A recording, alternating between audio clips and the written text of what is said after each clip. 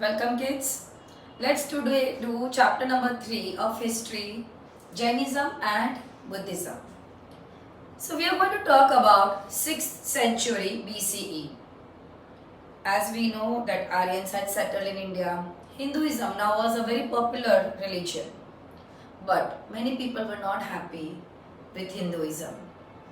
There were a lot of people who were very upset, were quite disturbed with the way Hinduism was getting corrupt day by day.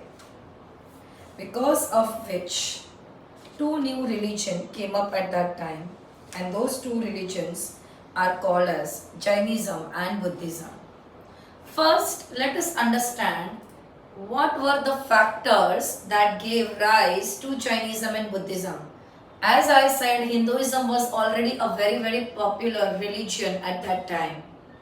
Since many people were already following Hinduism, they were hardcore Hindus, still why they willingly, readily and happily accepted Jainism and Buddhism. So the first reason was reaction against ritualism. Reaction against ritualism. So now let me tell you one thing. That time, all the religious ceremonies which Hindus were performing, had become very expensive. In fact, ordinary people were not able to afford those ceremonies. They had become so expensive. And these all ceremonies were performed by priests, and priests were demanding too much of money for performing all this religious ceremony. Priests were not understanding the sufferings of the common people. They were not ready to accept. They were so much involved in money making business with the help of religious ceremony that they did not understand what a common man is going through. Because of which people accepted Jainism and Buddhism, because both the religions were very simple and inexpensive. So this was the first reason. Second reason was corruption. In religion. So in which religion corruption had come? Yes, Hinduism. At that time, so many religious practices had a lot of corruption. You know what priests wanted to do? They wanted to increase their own wealth. They wanted to increase their money. So, they were encouraging ordinary people to perform yagnas. These yagnas, not only yagnas, they were asking ordinary people to perform lot of household rites. But all these yagnas, all these household rites which priests were asking ordinary people to perform were beyond the means of the common people. Common people were not able to afford them.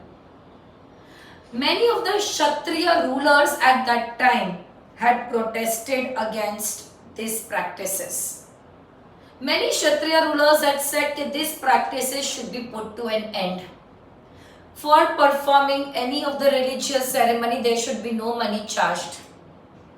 But priests were just not ready to accept it, and common people were not able to reconcile with the attitude of the priest, because of which people accepted Jainism and Buddhism. And do you know, kids, both the religions are founded by Kshatriya rulers.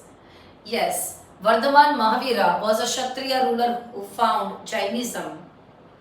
Okay, Gautam Buddha, whose real name was Siddhartha, he found Buddhism. Even he was a Kshatriya ruler. Third, at that time, caste system was very rigid. Rigid caste system. The caste system had become very rigid. So that time the society was divided into 4 castes. The uppermost caste called as Brahmanas, then the learned class, then the warrior class was Kshatriya, The trader class was Vaishyas and the lowest class was Shudras. Yes, Shudras were those group of people who were treated by the upper three class as untouchables.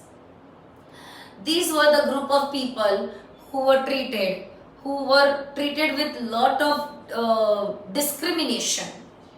In fact, they were supposed to work all the menial jobs for the upper three caste. That is what the Shudra was, that is how the Shudra was treated. Now at that time there was no social mobility. The people of one class could not mix with the people of other class. You were not allowed to change your caste. You could not become a member of other caste. You were not allowed to eat, drink, marry with the people of different caste. In fact, at that time, interchanging the caste was impossible. And as I said, the lowermost group called as Shudra, they were not treated right. There was a lot of discrimination they were going through. But Jainism and Buddhism believed in equality. That is the reason people were ready to accept that religion which would treat them equally with other group of people. So that was the third reason. The fourth reason that time was difficult language. Difficult language. So at that time Hinduism, the maximum things, maximum hymns, maximum rituals, when they were performed, Sanskrit language was spoken. Sanskrit was considered as a sacred language. But maximum Vedic books, if you remember chapter number 2 we did, in which I said all the Vedic texts were written in Sanskrit language. Now at that time, the priest used to give lot of discourses. What do you mean by discourses? बहुत सारे प्रवचन देते थे. सत्संग होते जिसमें they do all spiritual talks. So whenever any discourses were given by priest or whatever mantras were chanted by priest in any ceremonies, they all were in Sanskrit. And common people that time did not understand Sanskrit. Mostly that time people were talking Pali or Prakrit language. Sanskrit was not understood by them. So what priest was teaching them through discourses, what mantras he is chanting, nobody would ever understand that. As a result, they found it very difficult to understand that religion. People began to look for some alternative religion which could be understood better by them. They wanted that we follow some religion which should be understood by us. What is the point of following the religion which we don't understand? Because of the language, people were not understanding so many things about Hinduism. Also at that time, the fifth factor that gave rise to Jainism and Buddhism is political situation. Political situation. So at that time, Magadha was ruled by Bimbisara. Magadha was ruled by Bimbisara. Okay. Later on, it was ruled by Ajatashatru. Magadha was a main kingdom that time which was ruled by first Bimbisara. Later on, it was ruled by Ajatashatru. Now, these both the rulers were very, very liberal. They were very tolerant. Means they were very tolerant towards all the religion. They were okay. They were totally fine with people following religion of their choice.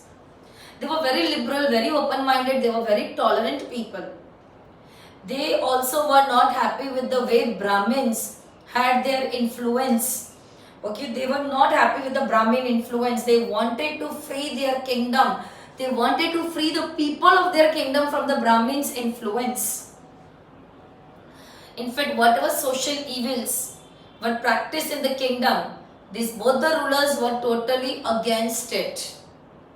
So when the opportunity came, they both patronized Jainism and Buddhism. They both patronized, they both encouraged, they both supported Jainism and Buddhism.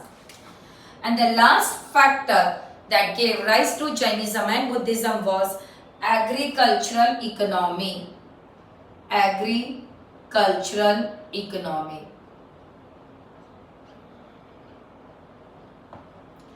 So, killing of animals to perform sacrifices was very common ritual followed in Hinduism. They would kill animal and they would offer to the deity as a sacrifice. This is still practiced in many parts of India. This was a very common practice at that time. हम लोग नहीं बोलते वो बलि चढ़ाते थे, kettles की बलि चढ़ाते थे उन लोग भगवान को खुश करने के लिए. It was very common ritual. But farmers, for them, cattle was their wealth. They were not happy with this practice because this practice did not give protection to their cattle. That time people were using plows which were drawn by animals. Farmer wanted some religion which could give protection to their cattle. Then Jainism and Buddhism, both these religion believed in non-violence. They believed in protection of every living thing on earth. So people accepted Jainism and Buddhism. So these were the factors that gave rise to Jainism and Buddhism. Now, to know about Jainism, we have a very important book called as Angas. This is a literary source that gives us information about Jainism. The name of the book is called as, the books are called as Angas. So, Lord Mahavira, the 24th Tirthankar means God of Jains, is Mahavira. So, Lord Mahavira, he attained omniscience. After attaining omniscience, whatever he taught, his students compiled all his teaching in a book called as Angas. I'll repeat again. Lord Mahavira, after attaining omniscience, whatever he taught, his disciples, his students compiled them in a book called as Angas. They have compiled Angas not in one part but in 12 parts. How many parts? 12 parts. Angas has been 12 parts. Now, the Angas are collectively called as Dvada Shangi. Angas are collectively called as Dvada Shangi. So we are going to talk about not all the 12 Angas, we are going to talk about one or two of them. The most important, the foremost Anga is called as Acharanga Sutra. Acharanga Sutra. Okay, Acharanga Sutra. The foremost Anga is Acharanga Sutra. There is one more Anga which is also quite popular, which is called as Vyakhya Pragnapati. Vyakhya Pragnapati. I know kids, these names are quite challenging, but you all have to remember them very well. The foremost Anga is Acharanga Sutra, and the second important Anga which we are going to talk about is Vyakhya Pragnapati. Let me tell you one thing, Vyakhya Pragnapati is also called as Bhagavati Sutra. Another name for Vyakhya Pragnapati is Bhagavati Sutra. So now, let me tell you, Acharanga Sutra. In this Anga, when you will read Acharanga Sutra, it will give you information about the code of conduct. About code of conduct means about the rules and regulation which a Jain monk is supposed to follow. And Vyakhya Pragnapati, or also called as Bhagavati Sutra, it gives information about doctrines of Jainism in a very comprehensive manner. So, Acharanga Sutra talks about code of conduct which a Jain monk is supposed to follow. Vyakhya Pragnapati, also called as Bhagavati Sutra, talks about what? It talks about it talks about the teaching, okay, it talks about the doctrines of Jainism in a very comprehensive manner. Based on these Angas, 12 more books have been made. 12 more books have been made, 12 auxiliary works have been created, and they are called as Upa-Angas. They are called as Upa-Angas.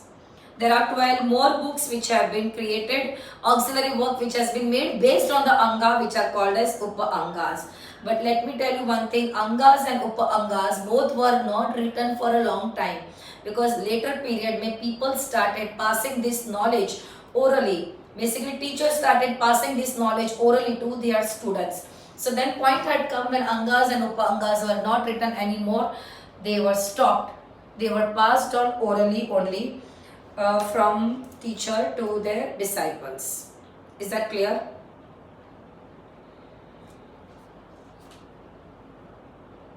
Okay. So quickly, once recap of Anga. Yes. So Anga is a very important book for Jainism. It contained teaching of Lord Mahavira after he attained omniscience, which was compiled by his students, his disciple, and the books are called as Angas. They have compiled it in 12 parts. The collection of 12 Angas together is called as Dwadashangi. Yes. The foremost Anga is Acharanga Sutra, which talks about code of conduct which a Jain monk is supposed to follow.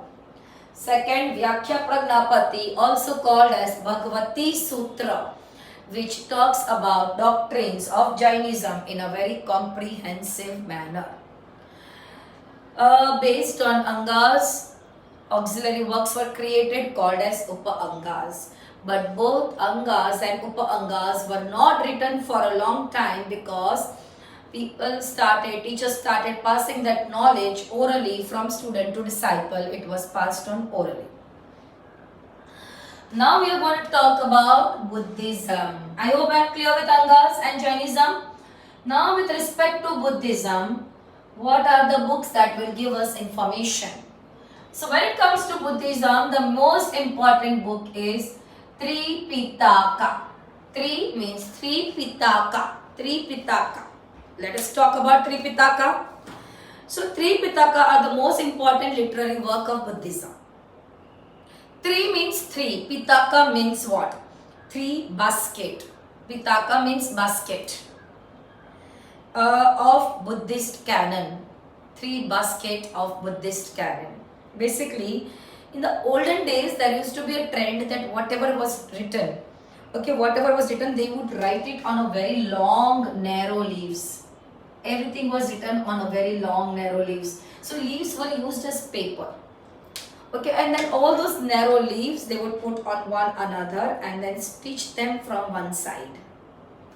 They would stitch them from one side, and that is how they would make a book. And then that bundle, they would bound it in a bunch by stitching it from one side.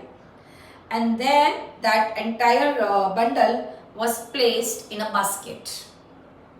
Is that clear? So they would write everything on a long narrow leaves, put all the leaves on one another, and the bundle was they used to stitch it from one side. Okay, it was sewn from one side, and as a bundle then it was placed in a basket. That is how the system was. Now, and these baskets, we have such three baskets called as three baskets or Tripitaka. Everything written in Tripitaka is written in Pali language. It's very important to remember which language it is written in. Pali language. The first Pitaka we are going to talk about is Vinaya Pitaka. The first Pitaka we are going to talk about is Vinaya Pitaka. Vinaya Pitaka. Vinay. Vinay का मतलब क्या होता है? What is the meaning of Vinay? Vinay means to be disciplined. Discipline के लिए क्या follow करना पड़ता है? Rules and regulation. So Vinaya Pitaka gives information about the rules and regulations. Vinaya Pitaka gives information about rules and regulations. Whose rules and regulation? The rules and regulation which Buddhist monk or Buddhist nun. Buddhist के monk को बोला जाता है भिक्षु. Buddhist के nuns को बोला जाता है भिक्षुनी. So whatever rules and regulation Buddhist monk or Buddhist nun is supposed to follow is written down in Vinaya Pitaka. Not only this, it also gives us information about important teachings of Buddha. It also gives us information about life of Buddha. It also gives us information about the ancient history, the custom of that time, the art of that period. So it gives us information about lot of things. First, it gives information about the rules and regulation which a Buddhist monk and nun is supposed to follow. Second, it talks about life and teaching of Buddha. Third, it talks about ancient history, the art of that time, the custom of that time. So all that information you will get to know from Vinaya Pitaka. Then second we have is Sutta Pitaka. Sutta Pitaka. Sutta Pitaka contains discourses. I just told you some time back what are discourses. Yes, these are the pravachans, the teachings, the spiritual talks which are done by priests or by any of the learned people. So at that time Buddha used to give lot of discourses to people. Whatever discourses were given by Buddha are written down in Sutta Pitaka. Not only, and Buddha would give discourses on various occasions of life. Okay, also he had very intelligent students also, very learned students he had. His famous two students were the disciples of Buddha are Ananda and Sariputta. In fact, after learning from Buddha, they also started giving discourses to people. So important discourses of Ananda and of Sariputta are also part of Sutta Pitaka. In fact, Sutta Pitaka contains one book which is part of Sutta Pitaka, and that book is called as Dhammapada. That book is called as Dhammapada. Dhammapada explains way of truth. It means it explains how the life should be lived, how the truthful life should be lived. So Dhammapada is also part of Sutta Pitaka. So Sutta Pitaka contains discourses of Buddha. It also contains discourses of his disciple Ananda and Sariputta. And it contains a famous book called as Dhammapada. Am I clear on this? Dhammapada means way of truth. And then the last book we are going to talk about is Abhidhamma Pitaka. Abhidhamma Pitaka. Abhidhamma Pitaka talks about Buddhist philosophy. Abhidhamma Pitaka talks about Buddhist philosophy. It describes a lot of things like how human mind works. What is the state of matter? It talks about a lot of things. So that is Abhidhamma Pitaka. Abhidhamma Pitaka. Is that clear? So these are the three Pitakas. Besides three Pitaka, there is also one more book that gives information about Buddhism, and that book is called as, this actually not book, it's a story, Jataka Tales. Jataka Tales. So what are Jataka Tales? Okay, so you must have heard in your lower grades, in your childhood about the Jataka Tales. Let me tell you one thing, Jataka Tales are the stories. They are the stories about the previous birth of Buddha. If you will read these stories, you will get to know in these stories, you will see Buddha. In some stories, Buddha would be born as a human. Some stories, Buddha would be born as animal. But every story tries to show some good quality. Every story tries to teach and show some good quality. Like kindness, honesty, bravery, etc. Every story will try to give some moral value about some good quality. In fact, these stories are quite similar to the stories found in Mahabharata. You will find similar stories in non-Buddhist books also. You will find similar stories in Mahabharata, you will find similar stories in non-Buddhist book also. In fact, you will see many of the Buddhist plays where Jataka stories scenes have been painted and shown on the wall. Now, These stories talk about the past life of Buddha. Talk about the past life of Buddha. They give very little information about the actual life of Buddha. You will not get the detailed life about Buddha, but they give very little information about the life of Buddha. But they help us to understand how the political scenario was at that time, how the economic scenario was at that time, how the social condition was at that time. They teach us a lot of moral values, they also teach us a lot of principles. So that is Jataka stories. As I said, they will not give you real life information about Buddha, but they will try to teach you about they will try to pass information about the teaching of Buddha through stories. So that is Jataka tales. So let's talk about now teachings of Jainism and teachings of Buddhism. Jainism.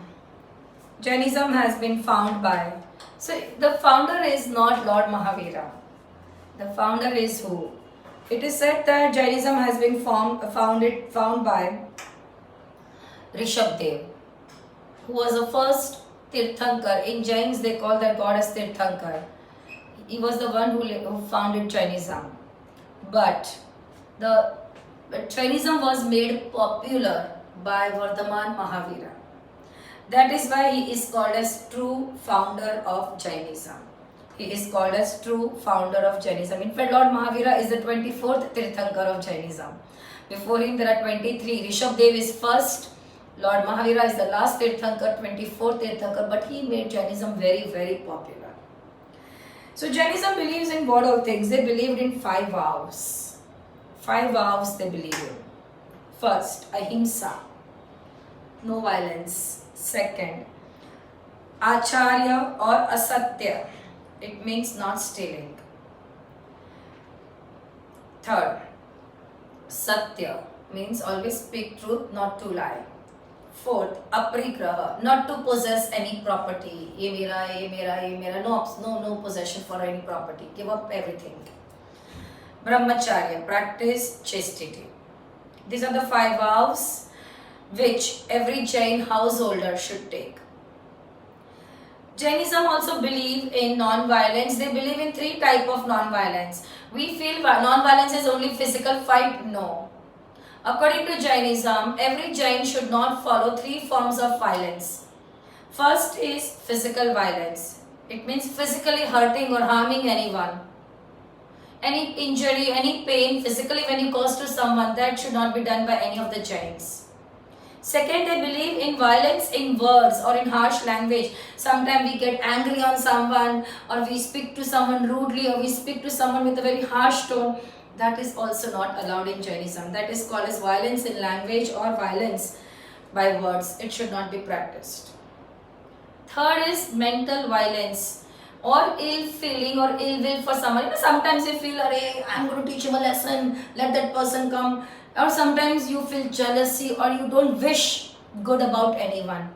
That is called as mental violence. हम लोग नहीं बोलते अच्छा हुआ गिर गया, अच्छा हुआ ऐसा हुआ. No, this all is also, though you are not physically harming anyone, but mentally also, such ill feeling, ill will you should not get for anyone. So Jains believe in 3 types of non-violence. Jains believe in 9 truth. They believe that there are 9 truth. Every Jain is supposed to have knowledge about the 9 truth. They are only way and the shortest way to get salvation. What are those 9 truth? First, Jeev. Jiva means living thing. Second, Ajeev, non-living thing. You should have full knowledge about which is living thing, which are the non-living things. Sab knowledge hona chahiye. Third is Punya. Fourth, Paap. Fifth, Ashrav. Ashrav means good deeds. Sixth, Sanvar means hindrances which will come, obstacles which will come in the path of karma. Good karma करोगे तो बहुत सारे obstacles आएंगे, उनको बोला जाता है Sanvar. Then Bandha. Bandha means bondage. बंधन बोलते हैं ना, बंधन. Nirjala, destruction of karma. And Moksha, salvation. Jeev, Ajeev, Punya, Paap, Sanvar, Ashrav, Bandha, Nirjara, Moksha. These are the 9 truths which every Jain should have detailed knowledge about. Jainism believe, what are the doctrines of Jainism? So Jainism believe in 3 Ratna. Very important question, kids, you should learn it very well. Jains believe in 3 Ratna. 3 Ratna means what? According to Mahavira, if human being want to achieve, any person want to achieve, they want to free themselves, they want freedom from worldly bonds. You want to free yourself from this पूरे वो बोलते हैं दुनिया के bond से हम लोग क्या बोलते हैं मोह माया. You want to free yourself from these worldly bonds. You want to attain moksha. Then every person should follow 3 Ratna. You should follow 3 Ratna. What are 3 Ratna? You can remember a shortcut word. KFC. 3 Ratna is KFC. K, knowledge. Every person should have right knowledge. F, right faith. Every person should put faith in right thing. C, conduct. Every person should perform right conduct. So right knowledge, right faith, right conduct. These 3 are called as 3 Ratna. The one who follows these 3 Ratna will get salvation or moksha. Will get salvation or moksha. These 3 jewels, the 3 Ratna, inspire a true Jain to have faith. If the one who follow 3 Ratna will put faith in 24 Tirthankaras. The Jain who follow this 3 Ratna will put faith in their 24 Tirthankara. Okay? They will believe in those 24 Tirthankara, they will follow the teachings of this 24 Tirthankara and they will attain salvation. Jains believe in karma. Jains believe that, same like Hinduism, even Hindu believe in theory of karma, even Jains believe in theory of karma. Jain believe that everyone is responsible for their own karma. You are responsible for your action. तुमने कुछ गलत किया तो you have to take your responsibility. Your parents are not going to bear for it. Or your brother sister is not going to bear for it. You are responsible for your own karma. If you do good karma, good deeds, it will liberate you from the cycle of birth, of life and death. Life, death, life, death. इसमें से freedom कब मिलेगा? Only when you do good karma. Good karma can give you freedom from the cycle of birth and death. Jainism also believe in equality. Jains believe in equality. They believe in equality between man and man, man and woman. In fact, they always preached universal brotherhood. Jains believe that your birth will not decide. You know what? In the olden times, the Hindu Brahmins have started telling people only the people who are born in high community or high caste can get salvation. Jains said no. Your virtuous means your good action, your good deeds can ultimately help you to attain salvation. According to Jains, every living being on this earth, whether it is the tiniest insect or some biggest animal, everybody should be treated with compassion and kindness. हम लोग ऐसा नहीं सोचना चाहिए कि अरे ये क्या इतना छोटा सा, तो ये छोटा मच्छर मर जाए तो क्या? नो. अरे ये छोटी सी मक्खी मर जाए तो क्या? No. Every living thing, whether it is tiny insect or any big animal or any human being, everybody should be treated with love, compassion and kindness. Jains believe in moksha. Moksha means salvation. Means what? Freedom. Freedom from what? Cycle of birth and rebirth. हम लोग बार बार मरते हैं, जिंदा होते हैं, rebirth लेते हैं. Cycle of birth, rebirth चलता ही रहेगा. We all want to free ourselves from this. Correct? जिस दिन हम लोग इसमें से free हो जाएंगे, it is called as we have attained salvation. And that you can do only by following non-violence and self-denial. What do you mean by self-denial? खुद ही सब चीजों को त्याग दो. The day you start practicing non-violence and you start practicing self-denial, that day you will be able to achieve salvation. Jains believe that you have to live a very austere life, very strict life. You have to give up everything. You have to give up every possession of yours. and we have to follow Three Ratna that can only help us to attain salvation. Jains believe in eternal soul. They believe that your body dies, your soul remains immortal. Also, they believed in strict penance. They believe that if you die of starvation, okay, if you're fasting, you die of starvation, that death is called as a virtue. It's a good thing to have. That death is called as Santhara or Salekhana. Jainism believe very stress. They put lot of they give lot of importance to strict penance. That is why very few people, and they believe in living a very austere life, which is very difficult to follow in a practical life. That's why many people did not follow Jainism. Jainism has very few followers for this reason only, because it's very strict to follow it. It's very difficult to follow it. Let's understand what are the teachings of Buddhism. So, Buddhism, as I said, founded by Gautam Buddha. Siddhartha was his real name. Buddha taught that there are four noble truths.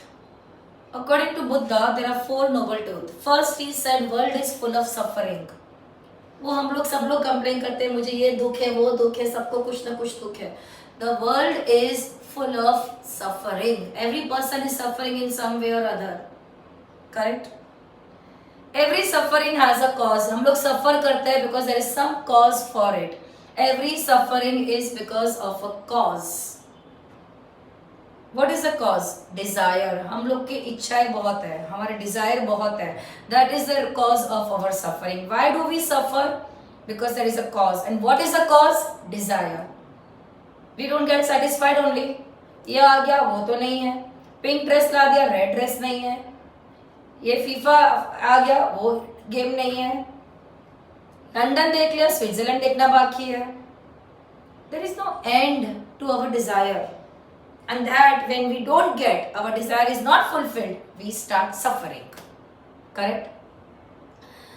So, according to Buddha, if you want to stop your suffering, control your desire. Control your desire. What should you do? You should control your desire. वही तो problem है, how to follow, how to control your desire.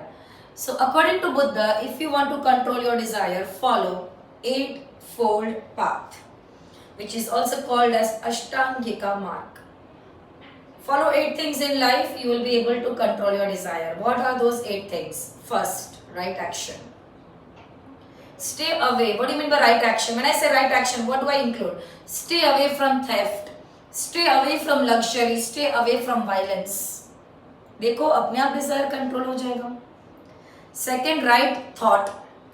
Stay away from worldly evils and empty rituals. Third, right belief.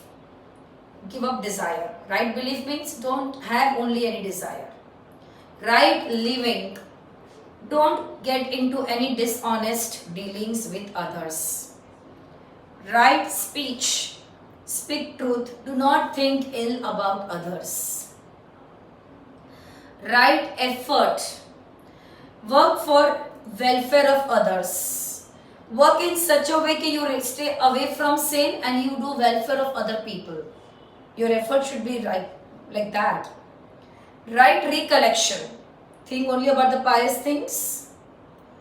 And right meditation. Concentrate on what is right. So if you follow this eightfold path, you can control your desire and your sufferings can end. Buddha believed that ultimate goal of every human being is what? To achieve nirvana. What is nirvana? It's a state of liberation. Liberation from the freedom of cycle of birth, death, rebirth. उसके cycle में से free होना is only called as nirvana. According to Buddha, nirvana is some sort of heaven. See, I'll tell you one thing. If we don't liberate ourselves from the cycle of birth and rebirth, what will happen is, we will keep on feeling sad, we will keep on suffering. So according to Buddha, when you achieve nirvana, you don't suffer, you don't get any pain.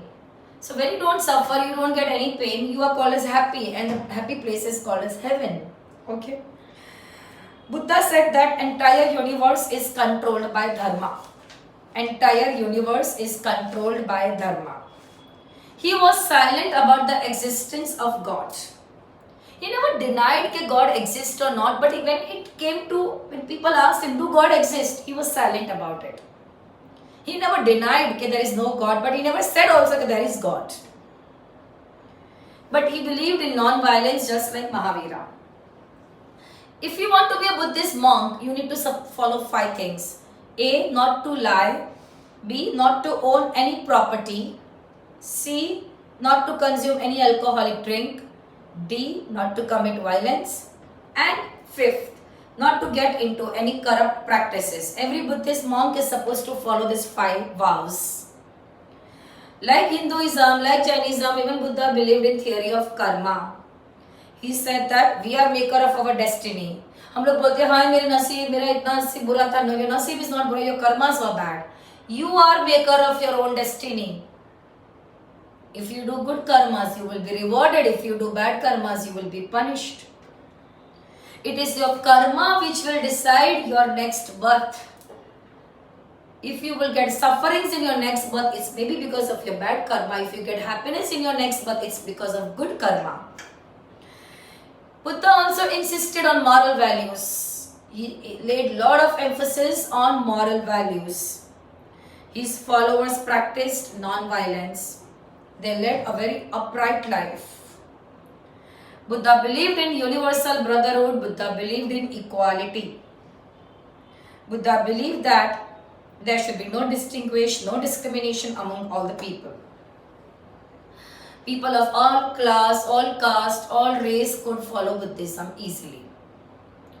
Buddha also did not believe in any of the yagnas. He did not believe in any of the empty rituals or this havans or this yagnas. He said, no, these all are empty ceremonies. They should hold no place. Buddha also believed in path of non-violence. So that is the teaching of Buddha. So you must have seen there are a lot of similarities between Jainism and Buddhism. Similarity kya? Both are founded by Kshatriya ruler. Both believed in non-violence. Both believed in nirvana or salvation. Both believed in theory of karma. Correct? But there are little differences. Buddhism was completely a new religion. Jainism was not. It was made only popular by Mahavira. Buddhism is a middle path. Jainism is a very strict, very hard. Buddhism spread far and wide. Outside India, it spread more. Jainism remained limited only to India. So that is about your Jainism and Buddhism. Thank you so much, kids.